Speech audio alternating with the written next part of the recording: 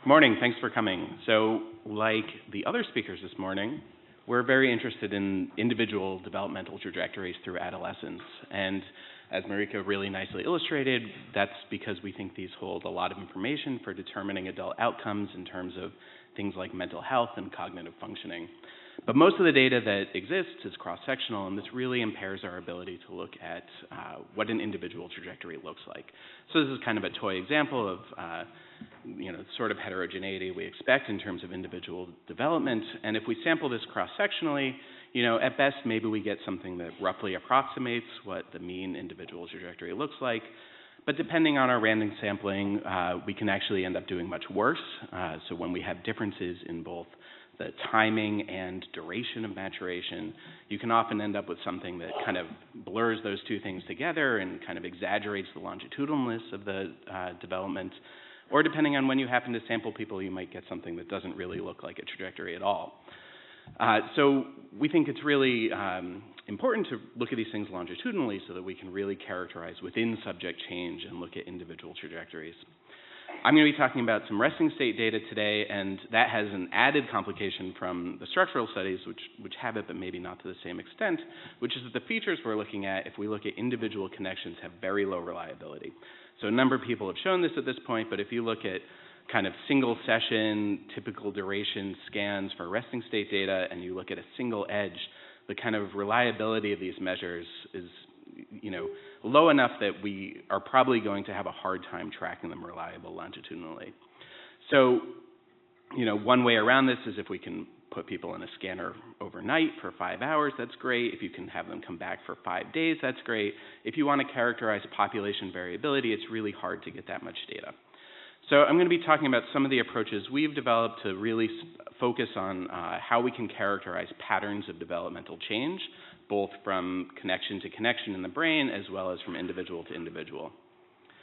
So to look at this, we're using a combined data set from 4 different studies, 3 longitudinal studies from our lab, as well as a subset of the subjects in the Philadelphia neurocognitive cohort.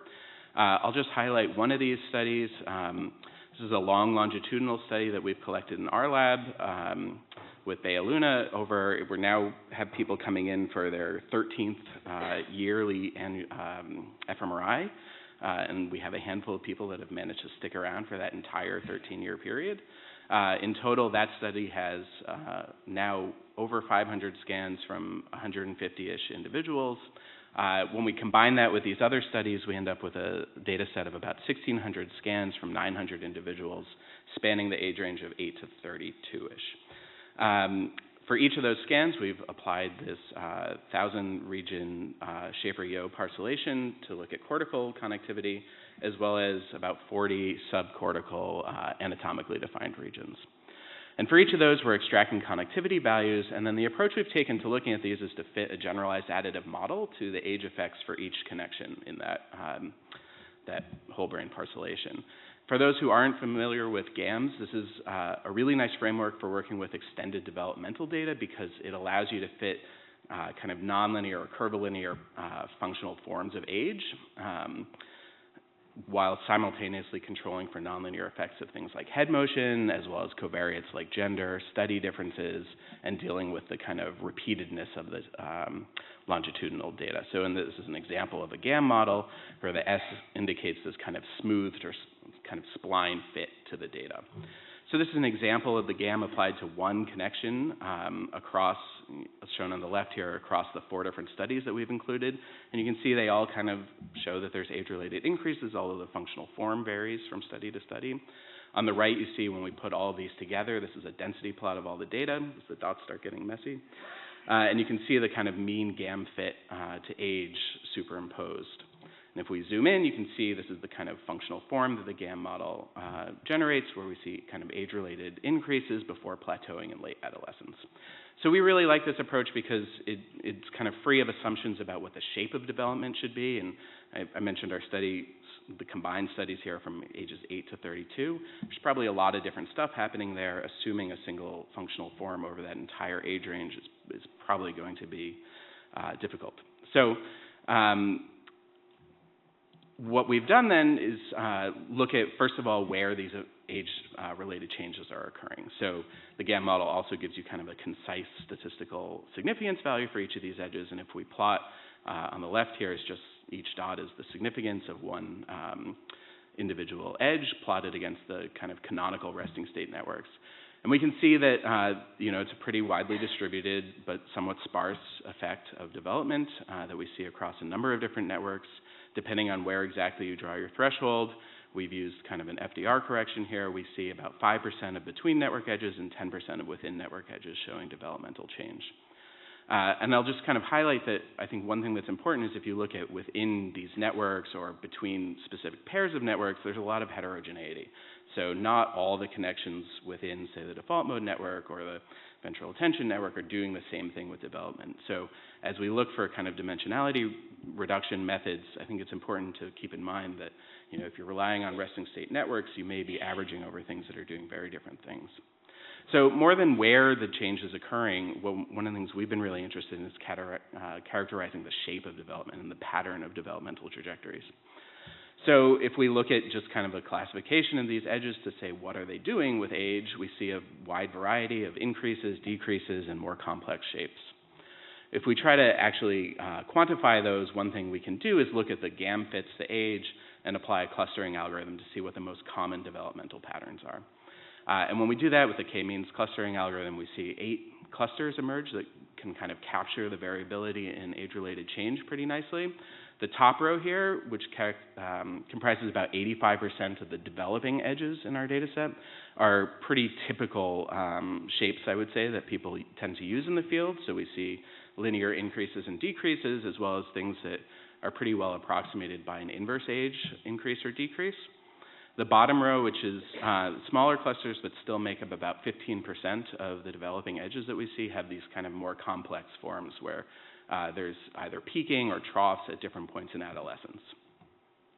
So one thing we can do with these is then to say where in the brain are each of these patterns represented. So I won't go through all of these, but just to highlight a couple of examples.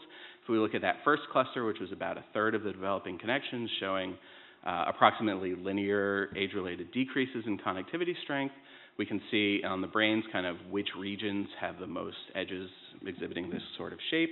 We can also then plot where these are occurring on the canonical resting state networks.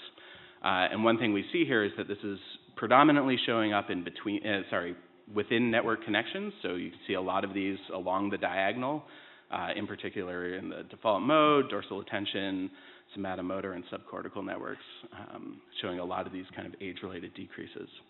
If we look at the second cluster, which is a similar, about a third of the developing edges, this is now connections that showed linear increases in connectivity strength with age.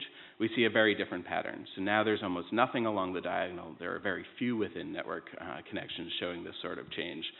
Instead, we see a lot of off-diagonal between network connectivity, showing this increase, including the ventral attention, subcortical, and again, somatomotor networks. So in addition to just kind of knowing kind of where in the brain these different developmental trajectories occur, one of the real benefits that this approach has is that we can now compute a kind of more stable feature to track longitudinally. So I mentioned before that individual connections have pretty low reliability, and that's going to make assessing things like age or associations with behavior kind of problematic just because there's so much error and end up needing really huge data sets. So this is shown in this histogram for the individual edges based on 660 pairs of scans that we have, so from the same subjects but conducted longitudinally. We see that the mean ICC value is below 0.2 for individual edges. If instead we compute the mean connectivity within each of those 8 clusters I showed you before, then we get something that has a much kind of higher reliability. So now ICC value is more in the 0.5 to 6.6 range, which is going to be much more likely to give us something that we can track stably longitudinally. And that's to be expected because we're now averaging over a lot of features. That tends to improve signal-noise ratio. But what's really critical is that we've define these clusters in a way where we can compute these cluster scores while preserving the age effects that we're interested in. So if we look at the developmental patterns of these cluster scores, you can see that we recapitulate the shapes of developmental change that we had observed before. So now we have a feature that we can track, we think we can track longitudinally in the resting state data that preserves these kind of heterogeneity of developmental trajectories. And now we can really go back and look at that long longitudinal data set in detail. So if we look at the cluster scores, I'm just showing clusters 1 and 2, in just a subset of subjects. So these are subjects for whom we have at least 6 high-quality scans for over the kind of adolescent and early adulthood range. And if we just fit growth models to the cluster values for clusters 1 and 2, you can see kind of what these trajectories look like for these individuals. So you can now start to see what does individual variability in these functional connectivity networks look like. And if we again apply a clustering algorithm, now instead of clustering edges but clustering individuals, we can see kind of groups start to emerge. So when we do this with a 2-group clustering algorithm, we see that we get these kind of differences showing up in the timing of maturation. So this group shown in blue tends to have kind of earlier maturation. This is fit simultaneously across both clusters, so these are the same people in blue in both graphs, and so they tend to have this early maturation of functional connectivity across these different types of developing edges. So I mentioned at the beginning, and Marika's talk set up really nicely, that one of the reasons we're interested in this is because we can then try to associate these trajectories with adult outcomes. So all the subjects in this study are now in their mid to late 20s, some of them are in their 30s, and at every visit they performed a somewhat extensive cognitive battery. One of the grad students in our lab, Brendan Turbo-Clemens, has done a really nice job doing a factor analysis on this data. And what he's seen is that you can explain performance pretty well by using 3 factors. So this is kind of typically what people find in this sort of analysis, that there's one kind of overall cognitive control factor that tends to load on just about all the cognitive measures we've acquired. And if you look at the kind of factor scores of that general cognitive control measure, then we see that this captures a large proportion of the age-related change.